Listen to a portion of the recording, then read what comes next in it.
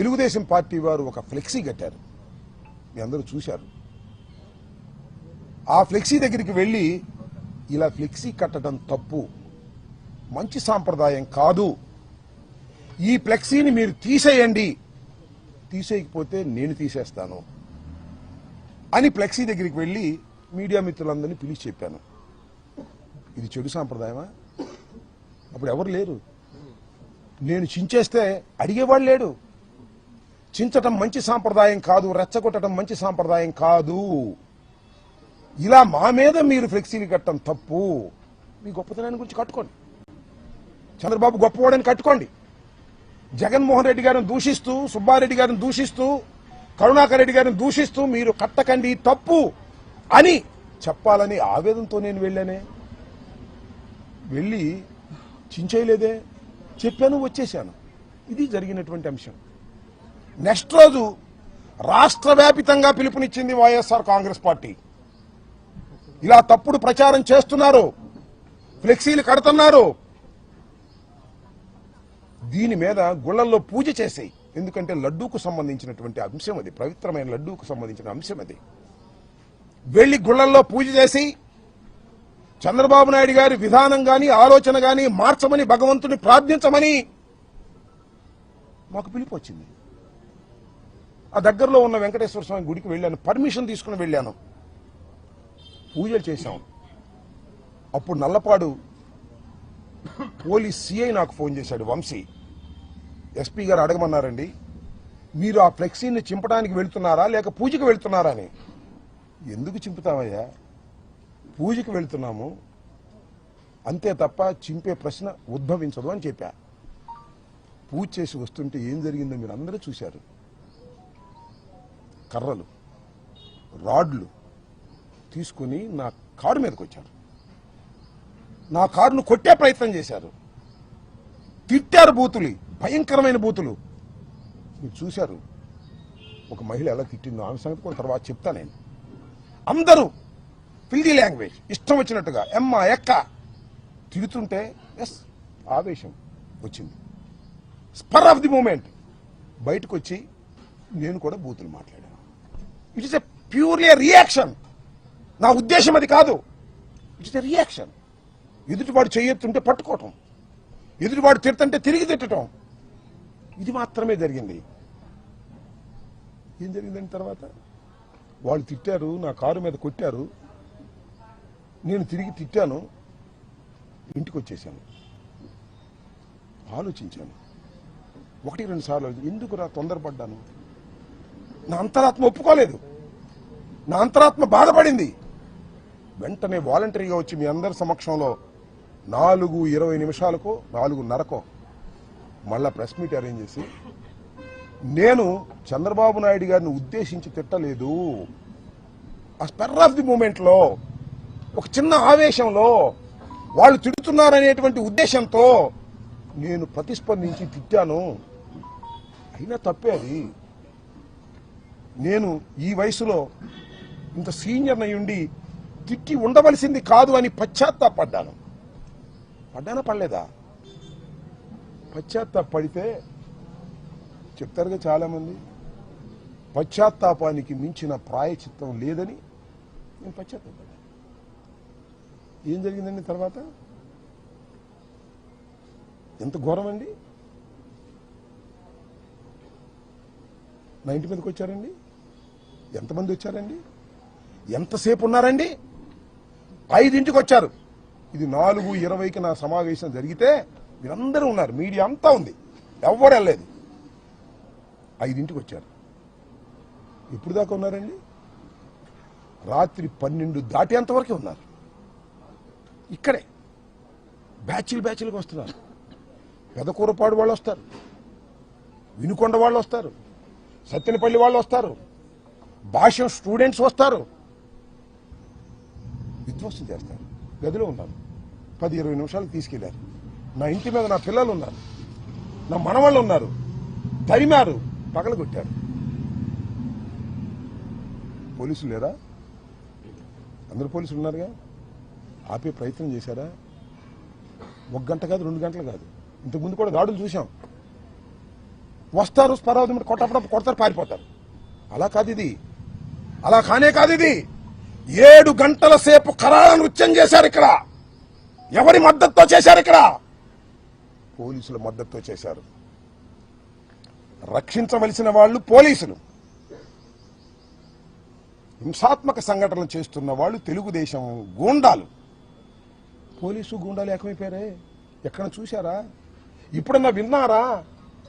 పోలీసులు గూండాలు ఏకమైపోయి అతి దారుణంగా పగలగొట్టే కార్యక్రమం చేశారు, కొట్టే కార్యక్రమం చేశారు. ఈ ధర్మమైన ప్రజాస్వామ్యంలో నేను అడుగుతా ఉన్నా, రాష్ట్ర ప్రజానీకాన్ని అడుగుతా ఉన్నా, సుఖంగా జీవించాలని కోరుకునేటటువంటి పౌరులను అడుగుతా ఉన్నా.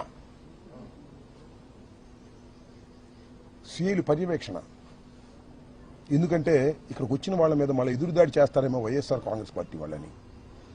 బయటే వాళ్ళని కొట్టి పంపించారు, నన్ను చూడటానికి వచ్చేవాడిని. మీకు చిత్రం చెప్పనా, ఒక సిఐ గంగా వెంకటేశ్వర్లు లోపలికి వచ్చాడు, వీళ్ళందరినీ తీసుకొచ్చాడు. సార్ పారిపోండి, పోలీసు చెప్తున్నాడు పారిపోండి అని, మేము రక్షణ కల్పించలేం, పారిపోండి అంటున్నాడు. ఈ గోడ దూకి పారిపోండి అన్నాడు.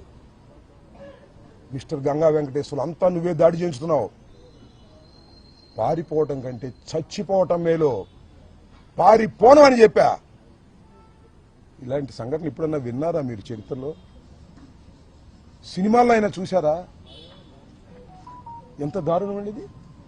ఒక మాజీ శాసనసభ్యుడిని, 68 సంవత్సరాల వయసు కలిగిన ఒక సీనియర్ నాయకుడిని, చెన్నారెడ్డి ముఖ్యమంత్రిగా ఉన్న దగ్గర నుంచి రాజకీయాల్లో ఉన్నవాడిని, ఎన్టీ రామారావు శాసనసభలో ఉన్నప్పుడు నేను శాసనసభలో ఉన్నాను, చంద్రబాబు శాసనసభలో ఉన్నప్పుడు నేను శాసనసభలో ఉన్నాను.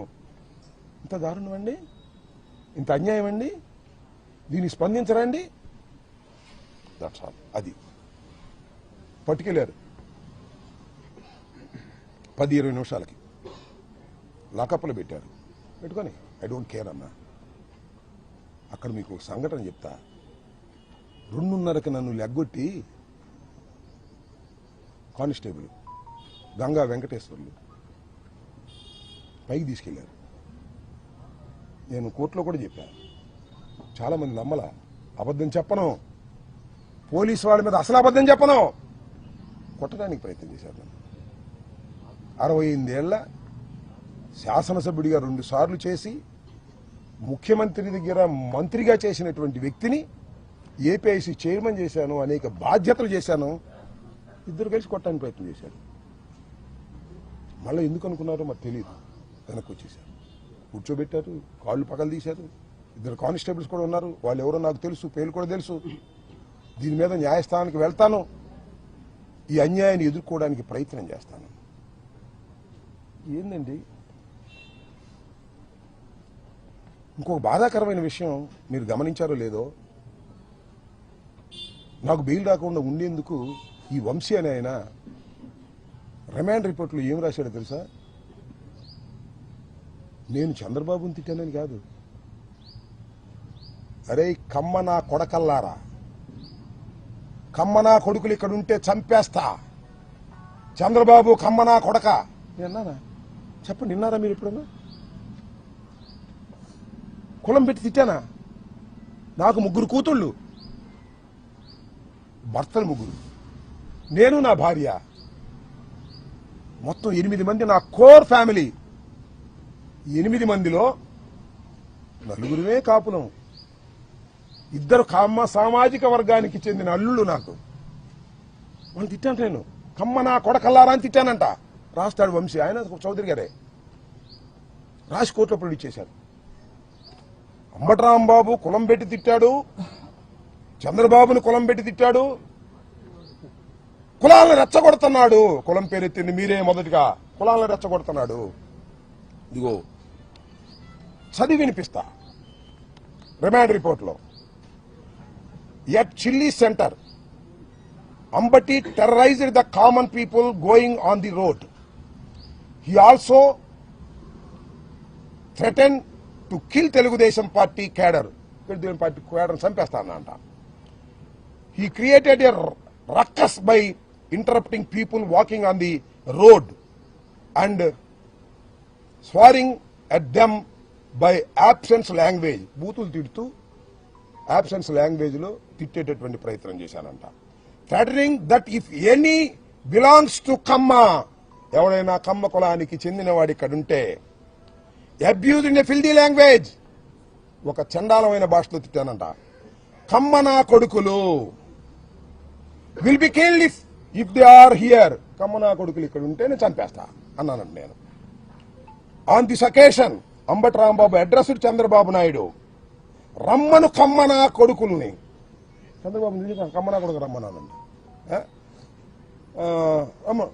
ఇక్కడ నా కొడుకులు ఇక్కడ నా కొడుకులు సరిపోరా, రాయలసీమ నా కొడుకులు కావాలా? లంజా కొడుకులను రమ్మను, చంద్రబాబు గారిని రమ్మను, వాడి మొగుణ్ణి రమ్మను, ఆ లంజా కొడుకును రమ్మను. And insulted Chandrababu Naidu. చంద్రబాబు నాయుడిని ఇన్సల్ట్ చేశాను అంటే దాన్ని రాస్తే కొంత అర్థం ఉంది. కమ్మనా కొడుకుని తిట్టానంట, చంద్రబాబు నాయుడు కూడా కమ్మనా కొడుకుని తిట్టానంట. ఏమన్యాయం అయింది నాకు అర్థం కాలేదు. ఇలా రెచ్చగొట్టారు. ఈ జిల్లాలో ఉన్న కమ్మాసులందరూ ఇలాగ రెచ్చగొట్టారు. ఎందుకు రెచ్చగొట్టారని భావిస్తున్నానంటే తర్వాత నాకు అర్థమైంది చూసిన తర్వాత కోర్టులో. ఎవరండి నా ఇంటి మీదకి వచ్చింది? లెక్కేసుకోండి. గల్లా రామచంద్రరావు చౌదరి గారే.